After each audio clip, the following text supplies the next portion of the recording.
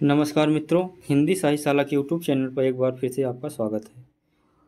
आज हम प्रश्नोत्तरी जो महत्वपूर्ण प्रश्नोत्तरी लेकर आए हैं। लगभग आज हम 30 प्रश्नों को हल करेंगे जो बार बार प्रश्न पूछे जाते हैं परीक्षाओं में। टीजीटी, पीजीटी और यूजीसी नेट के लिए महत्वपूर्ण प्रश्न है।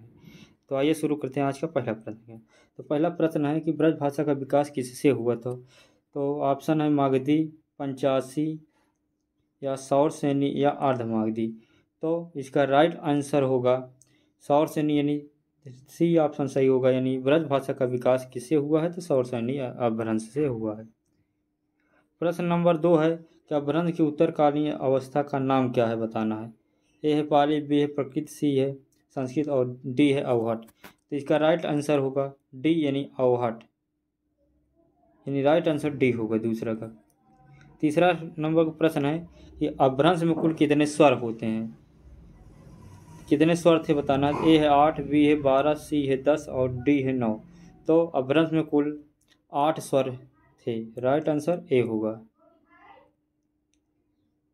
चौथा नंबर प्रश्न है कि मगही किस हिंदी प्रदेश की बोली थी है। तो मगही किस प्रदेश की बोली है बताना है। तो ए है मध्य प्रदेश, बी है बिहारी, सी है राजस्थान, डी है छत्तीसगढ़ी। तो इसका राइट आंसर होगा बी यानी बिहारी मगही प्रदेश की बोली है।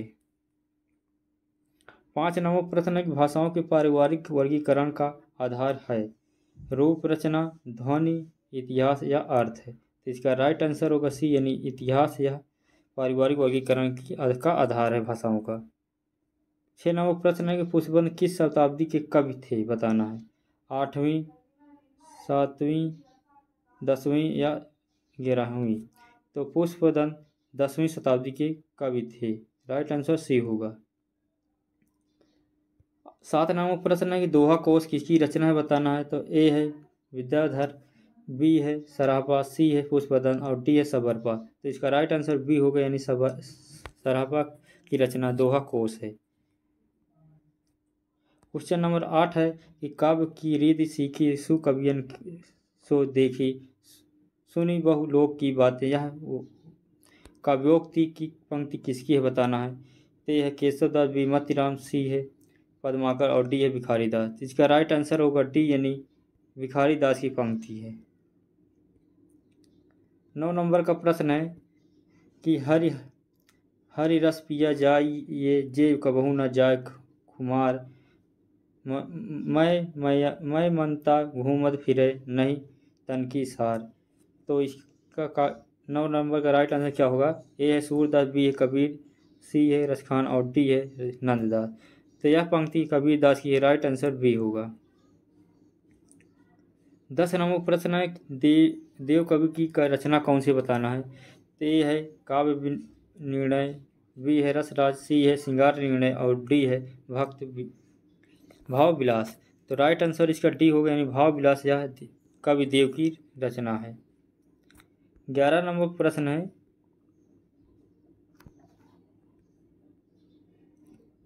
11 नंबर प्रश्न है साहित्य लहरी के रचनाकार कौन है। ए है तुलसी, बी है सूरदास, सी है कृष्णदास और डी है सुंदरदास। तो राइट आंसर इसका बी होगा यानी सूरदास की पंक्ति है साहित्य लहरी।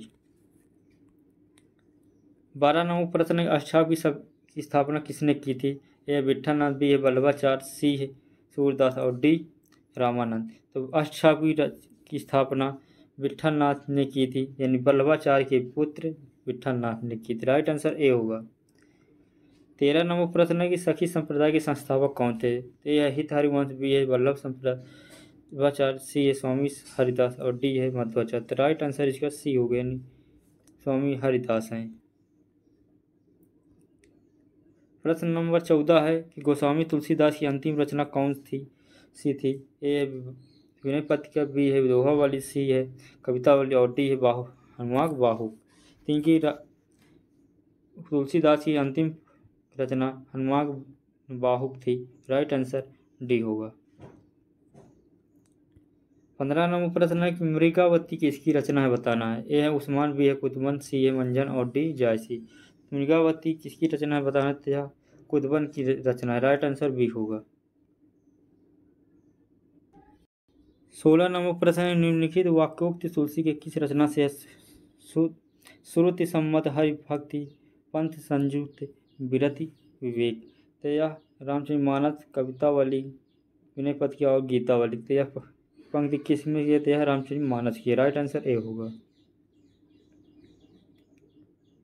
प्रश्न नंबर 17 है शब्द शक्ति के विषय में निम्नलिखित कथन किसका है बताना है। तो अविदा उत्तम काव्य है, मध्यम लक्षणहीन, अधम व्यंजना रस विरस, उल्टी कहत नवीन। तो यह पंक्ति किसकी है? केशव दास, भिखारी दास, चिंतामणि या देव कवि। तो यह पंक्ति राइट आंसर होगा सी यानी देव कवि की पंक्ति है। 18 नंबर प्रश्न है कि निम्नलिखित में कौन सा मतिराम का ग्रंथ नहीं है बताना है। रसराज, रस विलास, सी ललित ललाम और सी छंदसार। तो राइट आंसर इसका बी हो गया यानी रस विलास या मतिराम की रचना ग्रंथ नहीं है। 19 नंबर प्रश्न है निम्नलिखित में से कौन सा रीत मुक्त कवि नहीं है बताना है। बोधा, ठाकुर, पद्माकर और आलम। तो इसका राइट आंसर होगा सी यानी पद्माकर, यह रीत मुक्त कवि नहीं है। 20 नंबर प्रश्न है कि चंडी चरित्र किसकी रचना है। ए है गुरु गोविंद सिंह, बी है भूषण, सी है लाल कवि और डी है सूरदास। तो इसका राइट आंसर होगा ए यानी गुरु गोविंद सिंह की यह चंडी चरित्र रचना है।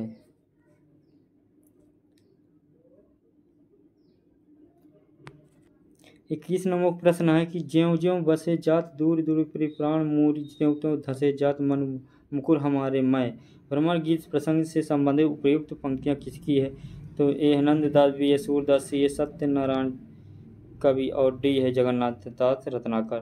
तो यह पंक्ति राइट आंसर बी हो गया यानी सूरदास की यह पंक्ति है। 22 नंबर प्रश्न है निम्नलिखित में से किस गद्य कृति की रचना फोर्ट विलियम कॉलेज में हुई थी। भाषा योग वशिष्ठ, भाषा पद्म पुराण, नासिकेतोपाख्यान, डी दृष्टांत सागर। तो इसका राइट आंसर होगा नासिकेतोपाख्यान, यह फोर्ट विलियम कॉलेज में हुई थी।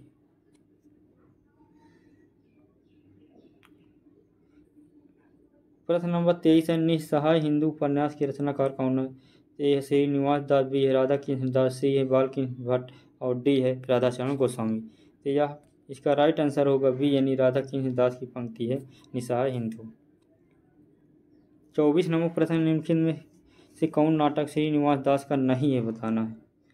रणधीर प्रेम मोहिनी, महारानी पद्मावती, तप्त समरण और संयोगिता स्वयंवर। तो इसका राइट आंसर होगा बी यानी महारानी पद्मावती, यह श्रीनिवास दास का नाटक नहीं है। 25 नंबर प्रश्न है कि राजा लक्ष्मण सिंह ने ही अभिज्ञान शाकुंतलम का अनुवाद कब किया था बताना है। 1873, 1880, 1876, 1881। तो इसका राइट आंसर होगा ए यानी 1873 में राजा लक्ष्मण सिंह ने अभिज्ञान शाकुंतलम का अनुवाद किया था हिंदी में। 26 नंबर प्रश्न है कि निम्नलिखित में से भारतेंदु का कौन सा नाटक प्रबोध चंद्रोदय की प्रतीकात्मक शैली से प्रभावित है। तो अंधेर नगरी, विशस्य विषमोधम और भारत दुर्दशा और वैदिक हिंसा हिंसा न भवति। तो राइट आंसर इसका सी होगा यानी भारत दुर्दशा, राइट आंसर सी होगा। 27 नंबर प्रश्न है कि बाल कृष्ण भट्ट किसके संपादक कार्य से जुड़े थे। ये ब्राह्मण या सरस्वती, कवि वचन सुधा या हिंदी प्रदीप। तो बाल कृष्ण भट्ट संपादन कार्य की हिंदी प्रदीप पत्रिका के लिए जाने जाते हैं। 28 नंबर प्रश्न है निम्नलिखित में से कौन सी रचना कृष्ण कथा पर आधारित है। ए प्री प्रवास, बी अग्निलीक, सी है भ्रमर दूत और डी है अंधादीप। राइट आंसर इसका बी हो गया यानी अग्निलीक, यह कृष्ण कथा पर आधारित नहीं है। 29 नंबर प्रश्न है श्री शंभू के चिट्ठे के निबंधकार कौन है। तो ये है बाल मुकुंद गुप्त, बाल कृष्ण भट्ट, अयोध्या सिंह, अध्यापक पूर्ण सिंह और डी चंद्र शर्मा गुलेरी। तो इसका राइट आंसर होगा ए यानी बाल मुकुंद गुप्त शिव शंभू के चिट्ठे के निबंधकार हैं।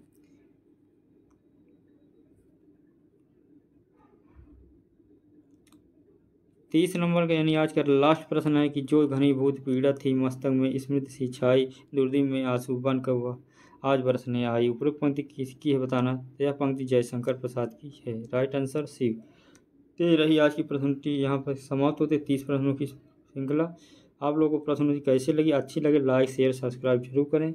कल फिर मिलते हैं आगे प्रश्नोत्तरी के लेकर, तब तक के लिए नमस्कार, जय हिंद।